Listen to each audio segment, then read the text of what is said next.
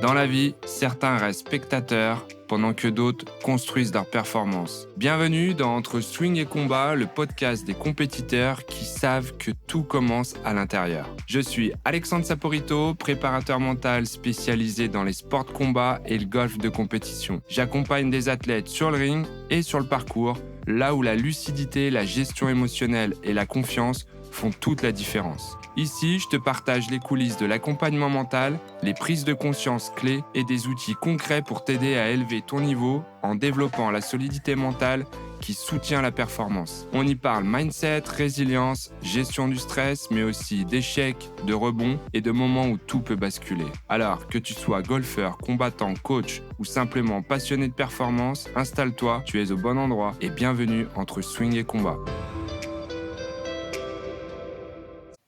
Aujourd'hui, on va parler d'un truc qui peut littéralement changer ta carrière de compétiteur.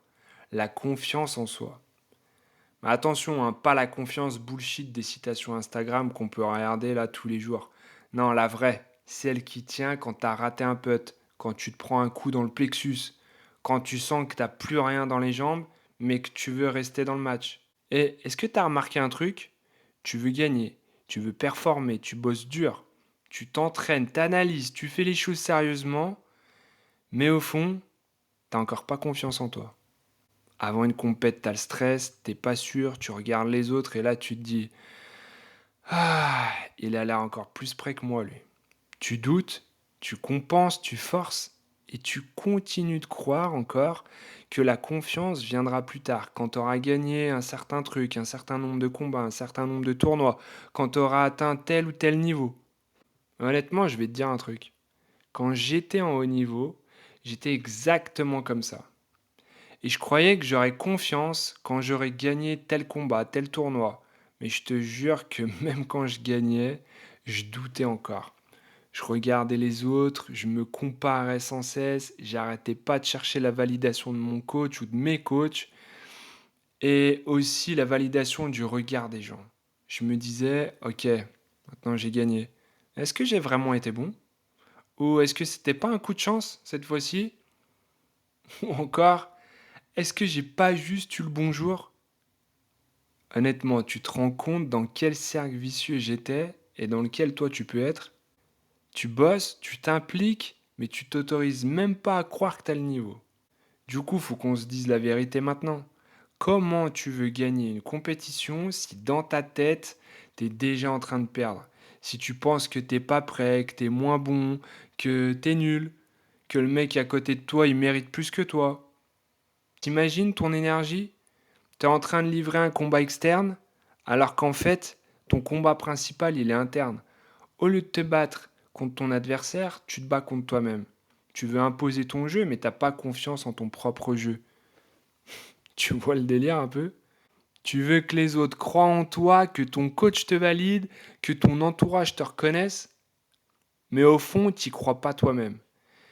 Et comme disait, je sais pas si tu le connais celui-là, mais c'est Sugar Ray Robinson, il disait, je te le dis en français, pour être un champion, tu dois croire en toi, même quand personne d'autre n'y croit. Et pour moi, je trouve que c'est ça la base. Et crois-moi, quand t'attends une autorisation extérieure, t'es pas libre de gagner. Quand je te parle de croire en soi, je pense à des mecs comme par exemple Leon Edwards, tu vois, pour le MMA, l'UFC, ou Andy Ruiz en boxe anglaise, ou encore le golfeur Yang. Tous ces gars-là, tu vois, ils avaient zéro projecteur, zéro validation. Mais ils avaient, eux, cette voix intérieure qui leur disait continue, t'as ta place. Et un jour, cette voix, elle a pris toute la lumière. Alors, qu'on valide ou pas, qu'on aime ou pas ces personnes-là, honnêtement, bah voilà, tu vois, Leon Edwards, il a gagné, il est devenu champion, même s'il ne l'est plus maintenant, il a eu ses ceintures, il les a défendues, qu'on soit d'accord ou pas, qu'on l'aime ou non, c'est factuel, il l'a fait. Alors que personne misait un centime sur lui. Andy Ruiz, tu vois son physique, plein de gens l'ont jugé, mais d'où il sort? Il est gros et tout par rapport aux autres, c'est n'importe quoi. Et honnêtement, il a fait le taf. Et Yang, pareil, personne misait sur lui, rien du tout. Et là, tu le vois apparaître comme ça et réussir. C'est inimaginable. La seule chose qu'ils avaient de différent, eux, c'est que honnêtement, ils y croyaient en fait. Ils avaient cette petite voix en eux qui leur disait, comme je t'ai dit, continue, t'as ta place. Et tu vois, moi, j'ai compris ce truc, mais c'est trop tard pour moi parce que j'ai fini ma période de compétiteur et de sportif de niveau. Mais toi, si tu l'intègres aujourd'hui, t'as de l'avance déjà. Parce que la confiance, elle vient pas après la victoire, tu l'as bien compris, elle vient avant. Tu gagnes parce que tu te fais confiance et non pas l'inverse. La confiance, c'est pas une émotion, c'est simplement une posture intérieure. C'est un choix que tu vas faire. C'est un engagement avec toi-même. C'est tu choisis de croire en ta capacité à t'adapter, à apprendre, à réagir, à rester lucide. Même quand c'est chaud, et j'ai envie de te dire, surtout quand c'est chaud.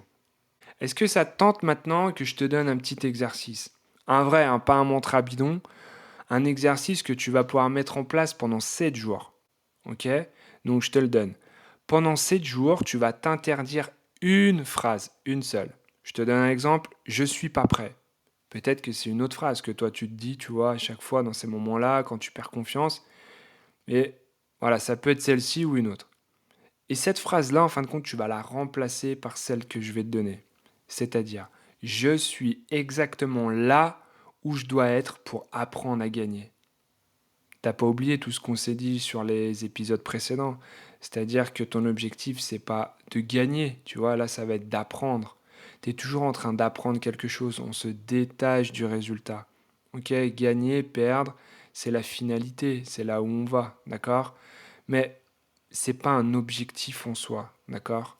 Tu es là pour apprendre, tu es là pour devenir quelqu'un d'autre, pour devenir qui tu as envie d'être en fait. Après cet exercice, attention, il n'est pas magique, hein. Mais honnêtement, ça change ton énergie. Parce que tu vas recommencer à être avec toi et non plus contre toi. Et quand tu es avec toi, tu as déjà gagné la moitié du combat. Alors, si cet épisode t'a déjà fait réfléchir, si tu as senti un truc, c'est que tu es prêt. Attention, t'es pas prêt à tout gagner demain, c'est pas magique. Mais tu es déjà prêt à changer ta posture mentale.